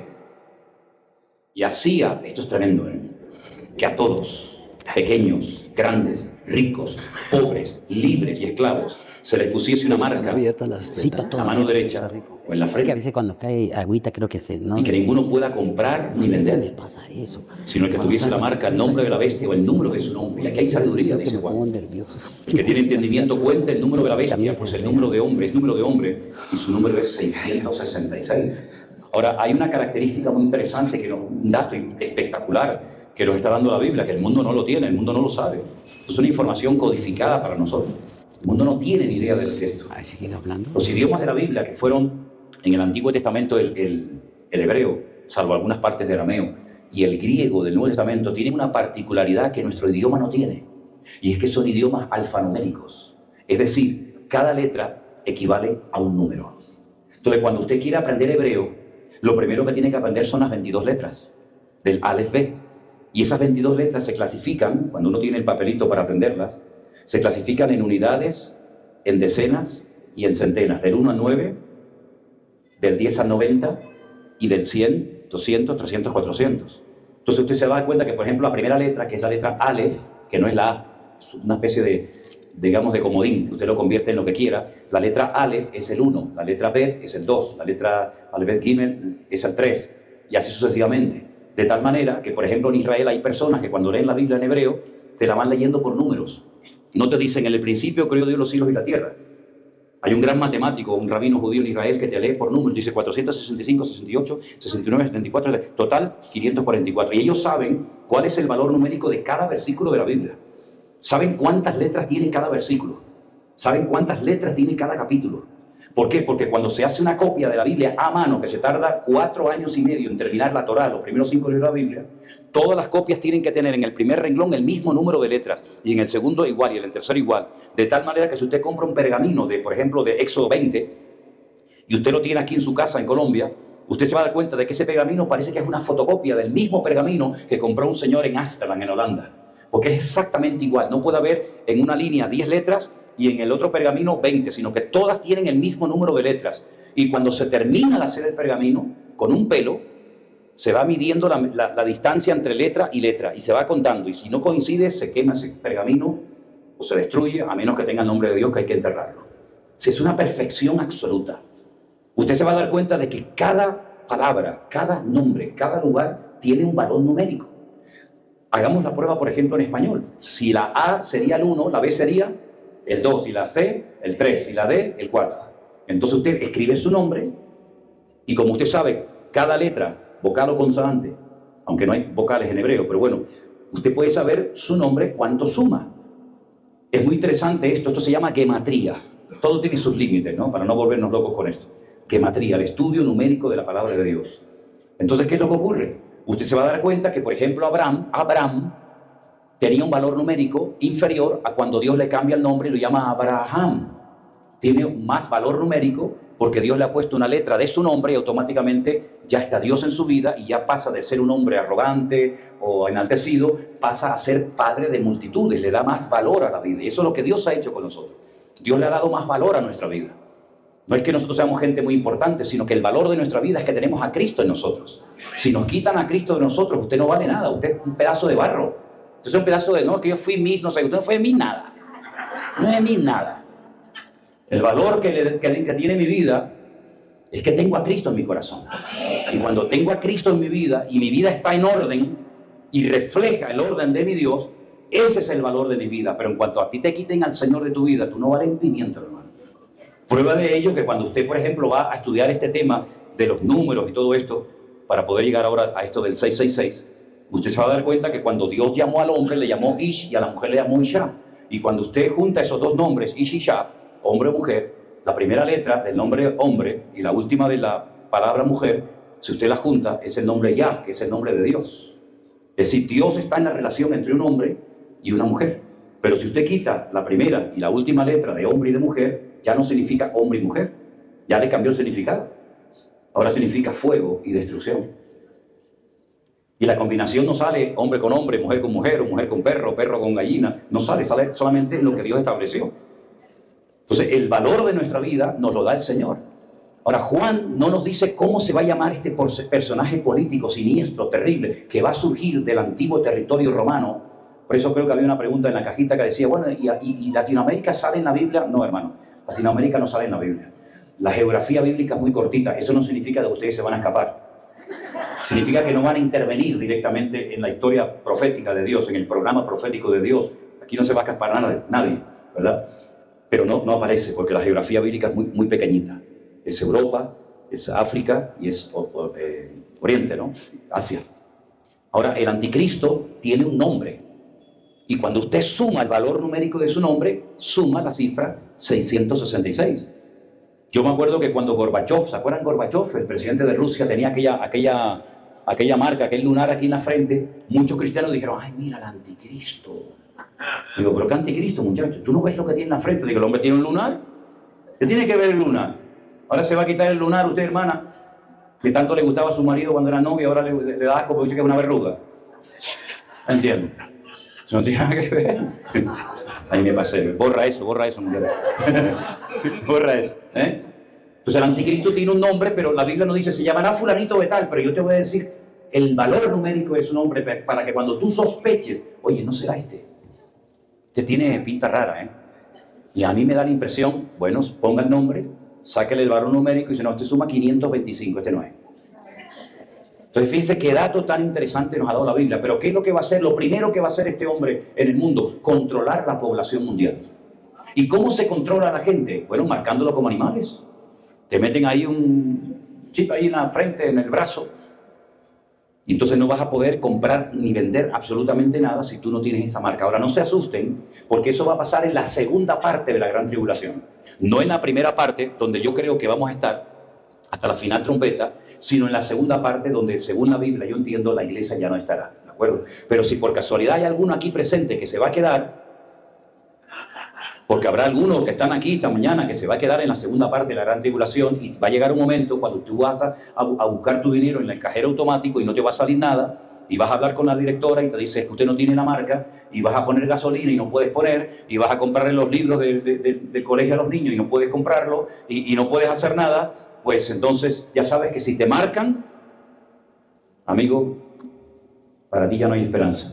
Porque la marca significa que tú te identificas con un sistema diabólico que es el de la bestia, del anticristo, y entonces la gente, con tal de comprar y de vender y de hacer uso de su dinero, serán capaces hasta de prostituirse. Hace poco hubo en España un apagón, que menos mal que duró poquito, porque si llega a durar más tiempo nos terminamos comiendo unos a otros, ¿verdad? Pues en ese apagón fue un caos porque la gente no podía sacar su dinero de los cajeros automáticos, no había luz, entonces ibas a pagar con tu tarjeta un producto, un taxi o lo que fuera, y no podía la gente pagar. Se colapsó el país durante no sé cuántas horas. Acá, en Canarias no nos afectó, pero ahí vimos un botón de muestra, porque yo vine hace años diciendo que iba a venir un apagón grande a España y por eso nos estamos preparando con grandes cantidades de agua y de comida y dinero en efectivo en nuestros hogares y con luz y linterna y pilas, etcétera, porque sabemos lo que se viene, ¿verdad? Y entonces por eso hay la necesidad de despertar a una cruda realidad. Imagínense, yo vivo en un piso 7º. En Canarias yo vivo en el piso número 7. Nos levantamos una mañana y abrimos el grifo para lavarnos, porque de vez en cuando también nos lavamos, y no había agua. Todo el edificio, tú veías a la gente gritando, insultando, ¿pero qué ha pasado? El gobierno desgraciado, no sé qué. Y yo tranquilo, yo me bajé a mi refugio. Yo saqué mis garrafitas de agua y yo tenía agua en abundancia para meses. Algunos me decían, pero este hombre está loco. Si esto a nosotros no nos va a afectar, ¿no nos va a afectar? Pues no pasa nada. ¿Qué problema hay que yo tenga 500 litros de agua guardados en una habitación? ¿Qué problema hay? Ahí están. Las bombas que suben el agua hasta el 7º piso dejaron de funcionar, no había luz. Pero a mí no me importa, yo no dependo del sistema del faraón. Yo dependo de los principios espirituales en la palabra del Señor. Y entonces, mis queridos hermanos, aunque usted a lo mejor esto nunca se lo han dicho, nunca lo había escuchado en su vida, las cosas se van a poner tan complicadas y tan difíciles que, como yo le dije a los americanos el otro día cuando estuve allí, usen el dinero que tienen, porque el dólar se va a devaluar de tal manera que algunos de ustedes lo van a tener que utilizar como papel toalete en el baño. Miren cómo ha caído el dólar. El dólar ha caído de una forma estrepitosa, llegó a estar 1-1 con el euro. El euro se terminó comiendo al dólar. Y muchas veces la gente pensaba que teniendo dólares iban a tener su futuro garantizado. Y yo le voy a decir una cosa. La pregunta que me hacía siempre mi padre cuando yo le dije que quería servir al Señor y me dijo, ¿y de qué vas a vivir? Y cuando seas viejo, tú no has cotizado una vida, tú no tienes un plan de jubilación, tú no has ahorrado dinero, ¿dónde vas a vivir? ¿Dónde vas a comer? ¿Qué va a ser de tu vida, hijo? Esa era la gran preocupación que mi viejo tenía. Y yo le dije, papá, yo leí en la Biblia este versículo, joven fui y he envejecido, y nunca he visto justo desamparado ni su descendencia que mendigue pan. Yo estoy seguro que yo tengo miles y miles de casas y de platos de comida en Colombia, en Perú, en México, en Argentina, en Bruselas, en China, en Japón, en todas lados del mundo. ¿Qué le parece? Ese es mi Dios, ese es el Señor. El vivir por fe, el depender de Dios, el pan nuestro de cada día, dánoslo hoy. Mi confianza no está en lo que tengo, mi confianza está en lo que soy. Porque yo sigo siendo el mismo después de la pandemia que antes de la pandemia. No he cambiado, soy exactamente igual, ¿verdad? Así que, mis queridos hermanos, este personaje siniestro se llama el falso profeta. Y el falso profeta ya es diferente, porque el falso profeta, también la Biblia nos da muchos detalles sobre él, dice que los ministros, los que trabajan para el falso profeta, se visten de púrpura. Se visten de púrpura y se adornan con piedras preciosas, con oro, y usan cáliz de oro. ¡Wow! ¿A qué le suena a usted eso, hermano? Los musulmanes no se visten de púrpura ni se adornan con cadenas de oro. Los budistas no se visten de esa manera. Los hindúes no se visten de esa manera. No, pero hay un detalle más significativo todavía para romper cualquier duda. Y es que dice que gobernará desde la ciudad que gobierna todos los reinos de la tierra. ¿Y cuál era la ciudad? Roma. Que al revés es amor. ¿Y quién vive en Roma? En un pequeño estado que se llama el Vaticano. El falso profeta. Y dice además que ese falso profeta y toda su jerarquía y toda su estructura religiosa a lo largo de la historia se ha embriagado de la sangre de los santos y de los mártires. No me diga eso, hermano. Cuando usted analiza la historia, usted dice, la Santa Inquisición. 300 años quemando en la hoguera a la gente. ¿Saben que este cura español, Casidoro de Reina, que tradujo la Biblia, se tuvo que salir corriendo del monasterio de donde vivía en Sevilla y tuvo que huir primeramente a Suiza y posteriormente a Alemania porque lo querían matar en la hoguera? Tuvieron una noche una reunión y dijeron los monjes cartujanos, ¿qué hacemos? ¿Nos vamos? ¿Nos quedamos? ¿Qué hacemos? Se está traduciendo la Biblia a los alemanes en su idioma. Vamos a traducirla también nosotros para que los españoles tengan acceso a las escrituras. Pero si lo hacemos nos van a matar. ¿Qué hacemos? La mitad del convento dijo nos quedamos. La otra mitad dijo nos vamos. Y los que se fueron dijeron nosotros vamos por un camino y ustedes se van por otro camino. Por si agarran a uno, por lo menos que escapen otros. Todos los que se quedaron, cuenta la historia, que los mataron en la hoguera. Murieron todos. Los que huyeron, uno de ellos, Casiodoro de Reina, tiempo más tarde, Septiano de Valera, escribieron la Biblia. Y como no los pudieron quemar, los quemaron en esfinge. Los esfinges hacían como una estatua en forma de hombre y les prendían fuego como si los estuvieran quemando a ellos. La Biblia se logró traducir en Alemania. Pero claro, ¿cómo la llevamos ahora a España? ¿Cómo llevamos la Biblia a España? Y además la gente no sabe leer y escribir. Estamos hablando hace siglos y siglos y siglos. Había un nivel de analfabetismo brutal. Solamente sabían leer los reyes, los condes, los curas, los marqueses. ¿Y cómo hacemos? Bueno, pues vamos a llevarla de contrabando. Y encontraron a un Julianillo, un hombre pequeñito, casi deforme, con una joroba terrible, que cruzaba los Pirineos con unas barricas de vino enormes. Y entonces le dijeron: mete dentro de las barricas de vino ejemplares de la Biblia y transpórtalas a España. Y ora que Dios te dé sabiduría para saber a quién entregarlas. Y Julianillo, jugándose la vida, cruzaba con sus burritas los Pirineos y claro, llegaba a España y decía: ¿a quién le doy una Biblia? ¿A quién le doy una Biblia? Capaz que se la doy a un enemigo y me quema y me dice: ¿de dónde las ha sacado? Y bueno, al final a Julianillo lo mataron, lo quemaron en la hoguera también los españoles, ¿no? Y entonces Felipe II, un rey perverso, terrible, se unió con el clero español. Hicieron la famosa Santa Inquisición. Y vinieron a Perú, y vinieron a México, y quemaron a centenares de hermanos nuestros en la fe. Y dice la Biblia, 2000 años atrás, que se vestirían de púrpura, se adornarían de oro, de plata, de piedras preciosas, y se terminarían embriagando de la sangre de los mártires. Entonces, ¿de quién estamos hablando, mismo? ¿De quién estamos hablando?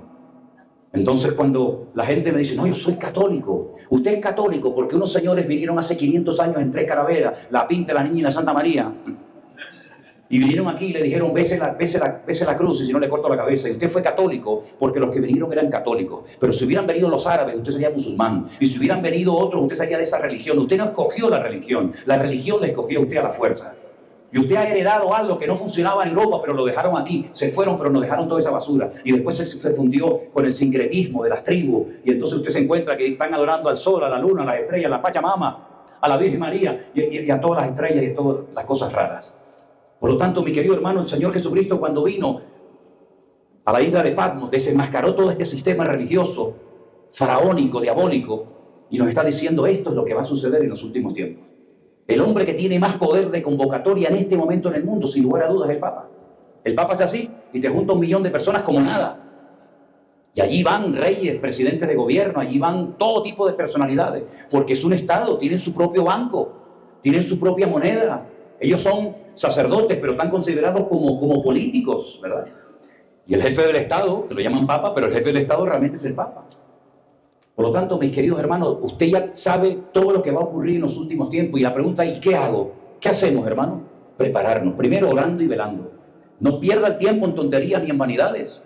Métase con Dios en serio. Si tiene la posibilidad de congregarse, congréguese. Si no tiene una Biblia, cómprala y empiece a leerla. Y comience a difundir esta información, comience a hablarle a sus compañeros de trabajo, a los compañeros en la universidad, comience a evangelizar. Es que se van a reír de mí. ¿Y es que acaso no se rieron de Noé? ¿Y es que acaso no se rieron hasta del mismo Señor Jesucristo? Pero nuestra obligación es predicar a tiempo y fuera de tiempo. Porque vendrá el momento cuando tendrán picazón, ganas de oír. Y se amontonarán maestros conforme a sus propias concupiscencias y apartarán de la verdad el oído de muchos. Y por haberse multiplicado la maldad, el amor de muchos se enfriará. Pero Dios nos está dando en estos días, hermanos, aquí en Bogotá, la oportunidad de recordar, de enseñar estas cosas y de decir: Dios mío, es verdad, tú vienes pronto. Hay 150 versículos en el Nuevo Testamento que hablan acerca de que Cristo viene pronto. Y la pregunta: ¿y por qué no viene ya? Como algunos dicen: ay, Señor, llévame ya, que yo ya estoy cansado de estar aquí. Mira, el Señor no retarda su promesa. Según algunos la tienen por tardanza, sino que es paciente para con todos, no deseando que ninguno perezca, sino que todos procedan al arrepentimiento. ¿Sabes por qué no ha venido? Porque a lo mejor en esta mañana hay alguien aquí entre nosotros que aún no se ha arrepentido de sus pecados. Y si hubiera venido, tú estarías condenado por la eternidad. Pero el Señor te está dando hoy la oportunidad a ti y a tu papá y a tu abuelo y a tu primo y a tu sobrino y a tu novia. Te está dando oportunidad, aprovechala, porque hoy es el día aceptable. Hoy es el día de salvación. Y por eso tenemos estas iglesias abiertas. Y por eso predicamos por internet. Y por eso viajamos por aquí y por allá, de noche y de día. ¿Por qué? Porque sabemos que Cristo viene pronto. Y queremos llevar a millones y a millones y a millones de almas a los pies de Cristo antes de que sea demasiado tarde. Cierra tus ojos en esta mañana, mi querido hermano. Yo quiero hacer un llamado. Escúchalo bien, por favor. Si usted no ha recibido a Cristo como su Señor y Salvador personal, hoy es tu oportunidad, mi hermano y querido. Ahora, aquí en este lugar, parece mentira a estas alturas, en este edificio, hoy el Señor está hablando a nosotros. Colombia necesita una sacudida espiritual tremenda. El mundo necesita conocer el poder de Dios. Como decían aquellos jóvenes de Liverpool, lo que el mundo necesita es amor. Y es verdad. Pero el amor no de cama en cama, como le dijo el Señor aquella, porque 5 maridos has tenido y el que ahora tiene no es el tuyo. No, no es el amor pasajero y efímero que compras con dinero, porque con dinero puedes comprar mujeres, pero no puedes comprar una esposa. Con dinero puedes comprar casas, pero nunca podrás comprar un hogar de amor. Con dinero puedes comprar medicinas, pero no salud. Con dinero puedes comprar muchas cosas, pero no la salvación de tu alma. Pero alguien la compró por ti. Se llama Jesucristo.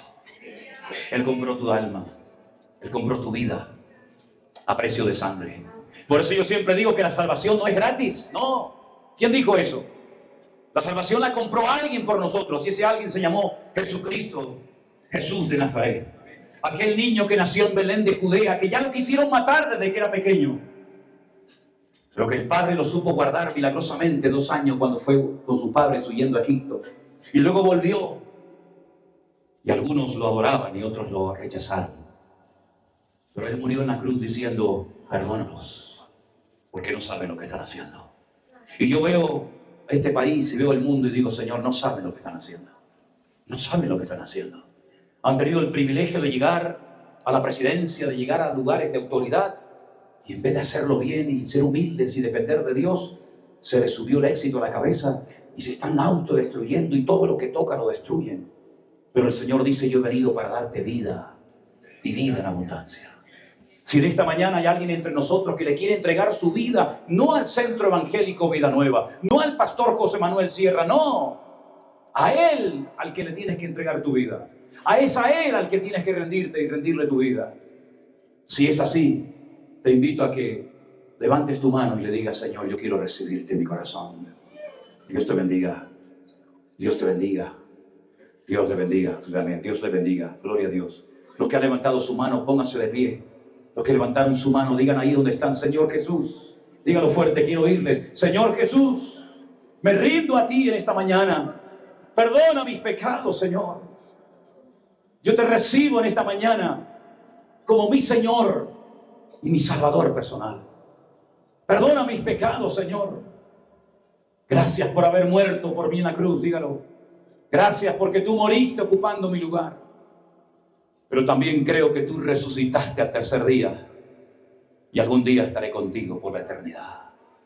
Yo públicamente recibo al Señor Jesucristo como el Señor y Salvador de mi vida. Inscribe mi nombre ahora en el libro de la vida. Te lo pido con toda mi alma, Señor, en el nombre de Jesús. Aleluya. Y yo pido a todos los hermanos, toda la iglesia aquí presente, que comencemos a orar ahora los unos por los otros. Ponga la mano sobre su hermano, dele la mano, hágalo como quiera, pero oremos juntos en esta mañana a nuestro buen Dios, hermanos. Vamos a bendecirnos los unos a los otros, a estar unidos, porque mayor es el que está en nosotros que el que viene contra nosotros. Y tenemos la victoria en el nombre de Jesús, y nada ni nadie nos podrá separar jamás del amor de Dios, que es en Cristo Jesús, Señor nuestro. Ni ángeles, ni principados, ni potestades, ni lo presente, ni lo porvenir, ninguna cosa creada. Antes bien, en Él somos más que vencedores. Pero tenemos que apoyarnos, amarnos, respetarnos, aprender a trabajar y a convivir juntos, mis queridos hermanos. Ore por su hermano, bendígalo en el nombre de Jesús, por su esposa, sus hijos, por su congregación, bendígala, dele gracias al Señor. Aleluya. Gloria a tu nombre. Gloria a tu nombre, Jesús. Aleluya. Aleluya. Gloria a ti, Jesús.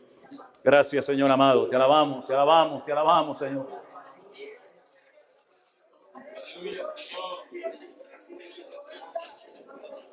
Bendice a tu iglesia aquí presente en esta mañana, Señor. Que seamos un pueblo de gente victoriosa, bendecida, guardada por tu mano poderosa. Aleluya. Gracias, Señor amado. Gracias. Abraza a su hermano, dígale, hermano, Dios te bendiga. Que la paz del Señor sea contigo. Y cuando termine de abrazarle, denle un fuerte aplauso al Rey de Reyes y al Señor de los Señores, porque Él se lo merece. Fuerte ese aplauso a nuestro Dios.